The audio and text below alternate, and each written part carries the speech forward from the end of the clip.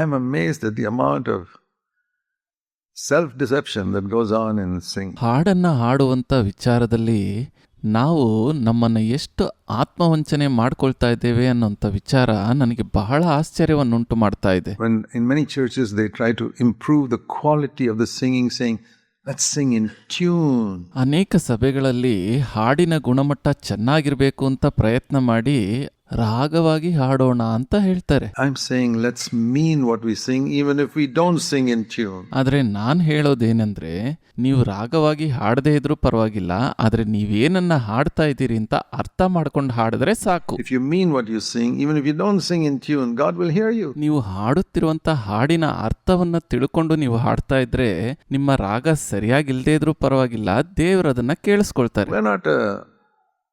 We're not training choirs here. ನಾವಿಲ್ಲಿ ಗಾಯನ ತಂಡವನ್ನೇನು ಸಿದ್ಧಪಡಿಸ್ತಾ ಇಲ್ಲ. We're training godly people. ನಾವಿಲ್ಲಿ ದೈವಿಕ ಜನರನ್ನ ಸಿದ್ಧಪಡಿಸ್ತಾ ಇದ್ದೀವಿ. I don't care.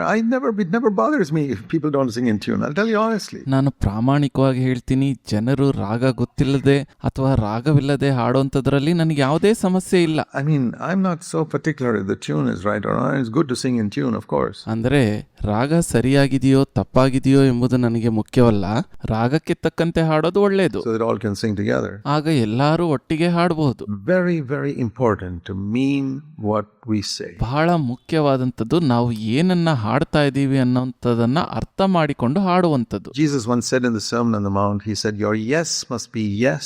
ಯೇಸುಸ್ವಾಮಿ ಪರ್ವತದ ಮೇಲೆ ಮಾಡಿದಂಥ ಪ್ರಸಂಗದಲ್ಲಿ ಈ ರೀತಿ ಹೇಳಿದ್ದಾರೆ, ನಿಮ್ಮ ಮಾತು ಹೌದಾದರೆ ಹೌದು ಎಂದಿರಲಿ, your no must be no. ಅಲ್ಲವಾದರೆ ಅಲ್ಲ ಎಂದಿರಲಿ. You know, there are songs like all to Jesus I surrender. ನಮ್ಮೆಲ್ಲರಿಗೂ ಗೊತ್ತಿರುವಂತ ಒಂದು ಹಾಡಿದೆಯಲ್ಲ, ಯೇಸುವಿಗೆ ನಾನು ಎಲ್ಲವನ್ನ ಒಪ್ಪಿಸಿಕೊಡುತ್ತೇನೆ ಎಂಬುದಾಗಿ. I wonder how many people can really sing it. ನನಗೆ ಆಶ್ಚರ್ಯ ಆಗ್ತದೆ ಎಷ್ಟು ಜನ ಇದನ್ನ ನಿಜವಾಗಿ ಅರ್ಥೈಸಿಕೊಂಡು ಹಾಡ್ತಾರೆ ಅಂತ. But everybody will sing it. ಆದ್ರೆ ಎಲ್ಲರೂ ಅದನ್ನ ಹಾಡ್ತಾರೆ. Or ಅಥವಾ take my life and let it be consecrated Lord to thee. That's one of the toughest songs to sing. ನನ್ನ ಜೀವಿತವನ್ನ ನೀನು ತೆಗೆದುಕೋ, ನಾನು ಅದನ್ನ ಸ್ವಾಮಿ ಅದನ್ನ ನಿಮಗೆ ಅರ್ಪಿಸಿದ್ದೇನೆ ಎಂಬುದಾಗಿ ಹೇಳುವಂಥದ್ದು. ಇದು ಒಂದು ಕಷ್ಟಕರವಾದ ಹಾಡು ಹಾಡ್ಲಿಕ್ಕೆ. Because one line in it says, ಒಂದು ಸಾಲಿನಲ್ಲಿ ಈ ರೀತಿ ಹೇಳ್ತದೆ ಈ ಹಾಡಿನಲ್ಲಿ, take my silver and my gold. ನನ್ನ ಚಿನ್ನ ಮತ್ತು ಬೆಳ್ಳಿಯನ್ನ ನೀನೇ ತೆಗೆದುಕೋ ಸ್ವಾಮಿ. Not one mite will I withhold. ಅವುಗಳಲ್ಲಿ ಯಾವುದೊಂದನ್ನು ಸಹ ನಾನು ಹಿಡಿದಿಟ್ಕೊಳ್ಳೋದಿಲ್ಲ. I almost feel like smiling when I hear everybody singing that song. I know that none of them mean it. ನನಗೆ ಒಂದು ರೀತಿ ನಗು ಬರುತ್ತೆ. ಎಲ್ಲರೂ ಈ ಹಾಡನ್ನ ಹಾಡುವಾಗ ನನಗೆ ತಿಳಿದಿದೆ ಯಾರು ಇದನ್ನ ಅರ್ಥ ಮಾಡ್ಕೊಂಡು ಹಾಡ್ತಾ ಇಲ್ಲ ಅಂತ. Then I saw, ಇದನ್ನೆಲ್ಲ ನಾನು ನೋಡುವಾಗ I can't change the words. ಆ ಹಾಡಿನ ಪದಗಳನ್ನ ನಾನು ಬದಲಾಯಿಸೋದಕ್ಕೆ ಆಗೋದಿಲ್ಲ. I'll tell you, I can't change the words. I just keep quiet. If I can't mean something, I keep quiet. ನಾನು ಹಾಡಿನ ಪದವನ್ನು ಬದಲಾಯಿಸಲು ಆಗುವುದಿಲ್ಲ, ಆ ಹಾಡನ್ನು ನಾನು ಅರ್ಥೈಸಲು ಆಗಲಿಲ್ಲ ಎಂದಲ್ಲಿ ನಾನು ಸುಮ್ಮನಿದ್ದು ಬಿಡ್ತೇನೆ. Sometimes when I come across a line in a song and I can't sing it, ಕೆಲವೊಮ್ಮೆ ಆ ಹಾಡಿನ ಪದಗಳು ಬಂದಾಗ ಅದನ್ನು ನಾನು ಹಾಡೋದಕ್ಕೆ ಸಾಧ್ಯ ಆಗದೆ ಇದ್ದಾಗ I don't change the words. I just keep quiet or saying it softly. ಆ ಹಾಡಿನ ಪದಗಳನ್ನ ನಾನೇನು ಬದಲಾಯಿಸೋದಕ್ಕೆ ಹೋಗೋದಿಲ್ಲ, ನಾನು ಸುಮ್ಮನೆ ಇದ್ದು ಬಿಡ್ತೀನಿ. Guide me, O thou great Jehovah. ಯೆಹೋವನೇ ನನಗೆ ಮಾರ್ಗದರ್ಶನವನ್ನು ನೀಡು. I never sing it because ನಾನು ಅದನ್ನು ಯಾವತ್ತೂ ಹಾಡೋದಿಲ್ಲ. ಯಾಕೆ ಅಂತ ಹೇಳಿದ್ರೆ, I have never in my life called God Jehovah. ನಾನು ಯಾವತ್ತೂ ನನ್ನ ಜೀವಿತದಲ್ಲಿ ಯೆಹೋವನೇ ದೇವರೇ ಎಂಬುದಾಗಿ ಕರೆದಿಲ್ಲ. You say, why? Isn't that his name? ನೀವು ಕೇಳ್ಬೋದು, ಯಾಕೆ, ಅದು ಹೆಸರು ತಾನೇ. My 4 sons have never called me Mr. Poonan. ನನ್ನ 4 ಜನ ಮಕ್ಕಳು ನನ್ನನ್ನ ಮಿಸ್ಟರ್ ಪೂನನ್ ಎಂಬುದಾಗಿ ಹೆಸರು ಹಿಡಿದು ಕರೆಯೋದಿಲ್ಲ. Why? ಯಾಕೆ? Isn't that my name? ಅದು ನನ್ನ ಹೆಸರಲ್ವಾ? Why don't they come up to me and say, Mr. Poonan, can I talk to you? ಯಾಕೆ ಅವರು ನನ್ನ ಹತ್ರ ಬಂದು ಮಿಸ್ಟರ್ ಪೂನನ್ ನಾವು ನಿಮ್ಮ ಹತ್ರ ಮಾತಾಡ್ಬೋದಾ ಅಂತ ಕೇಳೋದಿಲ್ಲ? You know what they call me? ನಿಮಗ್ ಗೊತ್ತಲ್ವಾ ಅವ್ರು ನನ್ನ ಏನಂತ ಕರೀತಾರೆ? Dad. ಅಪ್ಪ. You know what I call my Father in heaven? Not Jehovah. ನನ್ನ ಪರಲೋಕದ ತಂದೆಯನ್ನ ನಾನೇನಂತ ಕರಿತೀನಿ? ಯೆಹೋವ ಅಂತ ಅಲ್ಲ. I've never called him Jehovah. ನಾನು ಅವರನ್ನ ಯಾವತ್ತೂ ಯೆಹೋವ ಎಂಬುದಾಗಿ ಕರೆಯೋದಿಲ್ಲ. He's my dad. ಅವರು ನನ್ನ ತಂದೆ. I call him dad. ನಾನು ಅವರನ್ನ ತಂದೆ, ಅಪ್ಪ ಅಂತ ಕರಿತೀನಿ. Jesus taught me to call him Heavenly Father. ಯೇಸು ಸ್ವಾಮಿ ನನಗೆ ಕಲಿಸ್ಕೊಟ್ಟಿದ್ದಾರೆ ಪರಲೋಕದ ತಂದೆಯೇ ಅಂತ ಕರಿ ಎಂಬುದಾಗಿ. But ಆದ್ರೆ in the Old Testament, even in the Old Testament, they were scared to use the word Jehovah. They would call him, Oh Lord, Adonai, God, mighty. ಹಳೆ ಒಡಂಬಡಿಕೆಯ ಕಾಲದಲ್ಲೂ ಸಹ ಅವರು ಯೆಹೋವ ಎಂಬುದಾಗಿ ಸಂಬೋಧಿಸೋದಕ್ಕೆ ಹೆದರ್ತಾ ಇದ್ರು. ಅವರು ಓ ಕರ್ತನೆ, ಸ್ವಾಮಿ, ಪರಾಕ್ರಮಿಯಾದ ದೇವರೇ ಎಂಬುದಾಗಿ ಕರೀತಾ ಇದ್ರು. But there are songs like that. ಆದ್ರೆ ಕೆಲವು ಹಾಡುಗಳು ಈ ರೀತಿ ಇದಾವೆ. There's a very popular song nowadays in Christians. There's no God like Jehovah. There's no God like Jehovah. I don't know how many times they say it. ಒಂದು ಪ್ರಖ್ಯಾತವಾದ ಹಾಡಿದೆ, ಯೆಹೋವನಂತಹ ದೇವರಿಲ್ಲ, ಯೆಹೋವನಂತಹ ದೇವರಿಲ್ಲ ಎಂಬುದಾಗಿ. ನನಗೆ ಗೊತ್ತಿಲ್ಲ ಎಷ್ಟು ಬಾರಿ ಅವರು ಆ ರೀತಿ ಹೇಳ್ತಾರೆ ಅಂತ. There's no God like Jehovah. ಯೆಹೋವನಂತಹ ದೇವರಿಲ್ಲ. What are you talking about? ನೀವು ಏನನ್ನ ಮಾತಾಡ್ತಾ ಇದ್ದೀರಾ? They have no idea what the New Testament says. Are these people born again? ಅವರಿಗೆ ಇದು ತಿಳಿದೇ ಇಲ್ಲ ಹೊಸ ಒಡಂಬಡಿಕೆ ಏನನ್ನ ಹೇಳ್ತದೆ ಅಂತ.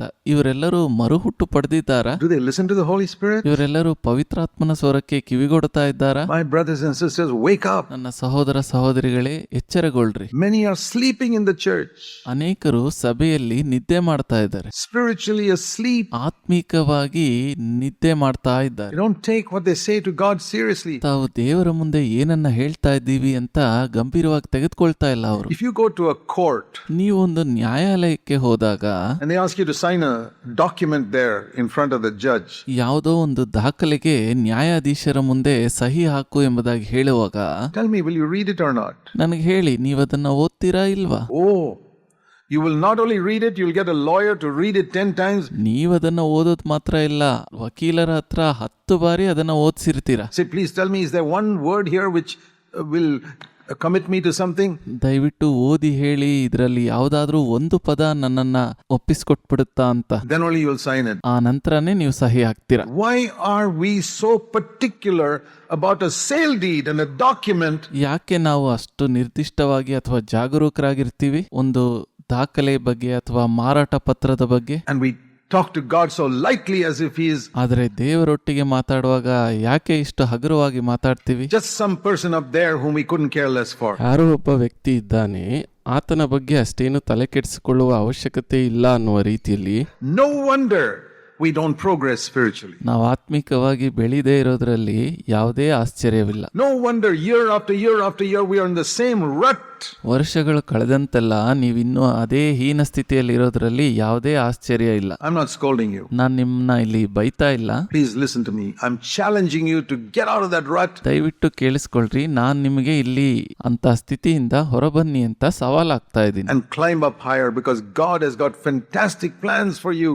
ನೀವೆಲ್ಲರೂ ಮೇಲಕ್ಕೆ ಬನ್ರಿ, ದೇವರು ನಿಮಗೋಸ್ಕರ ಅದ್ಭುತವಾದ ಯೋಜನೆಗಳನ್ನ ಹಾಕೊಂಡಿದ್ದಾರೆ. It's like if I see that my son is very intelligent. ಅದು ಹೇಗಪ್ಪ ಅಂದ್ರೆ, ನನ್ನ ಮಗ ಒಬ್ಬ ಒಳ್ಳೆ ಬುದ್ಧಿವಂತನಾಗಿರ್ತಾನೆ and he can accomplish great things in life with his intelligence. ಮತ್ತು ಅವನ ಬುದ್ಧಿವಂತಿಕೆಯಿಂದ ಈ ಲೋಕದಲ್ಲಿ ಅನೇಕ ವಿಷಯಗಳನ್ನ ಅವನು ಸಾಧಿಸಬಹುದಾಗಿರ್ತದೆ. But he's lazy and careless and getting 40% and 45% and happy with it. I say, son, you must not be happy with 45%. ಆದರೆ ಅವನು ಸೋಮಾರಿಯಾಗಿ ಅಸಡ್ಡೆ ಮನೋಭಾವ ಹೊಂದಿ 40 ಅಥವಾ 45% ಅಂಕವನ್ನು ಪಡ್ಕೊಂಡು ಅದರಲ್ಲೇ ತೃಪ್ತಿ ಪಟ್ಕೊಂಡ್ರೆ, ನಾನು ಹೇಳ್ತೀನಿ, ಮಗನೇ, ನೀನ್ 45 ಅಂಕಗಳಿಗಷ್ಟೇ ತೃಪ್ತಿ ಪಟ್ಕೋಬಾರ್ದು. I may raise my voice and tell him, not because I'm angry. ನಾನು ಸ್ವಲ್ಪ ಏರುದನಿಯಿಂದನೇ ಮಾತಾಡ್ಬೇಕಾಗ್ತದೆ, ಕೋಪದಿಂದಲ್ಲ. But because I say, listen, you're capable of 95%. ಯಾಕೆಂದ್ರೆ ಇಲ್ಲಿ ಕೇಳು, ನೀನು 95% ಅಂಕಗಳನ್ನು ಗಳಿಸುವಷ್ಟು ಸಮರ್ಥನಾಗಿದ್ದೀಯಾ. Why are you happy with 45%? ಆದ್ರೆ ಯಾಕೆ 45 ಅಂಕ ಗಳಿಸಿ ಸಂತೋಷ ಪಟ್ಕೊಳ್ತಾ ಇದೀಯಾ? That's exactly how I'm speaking to you today.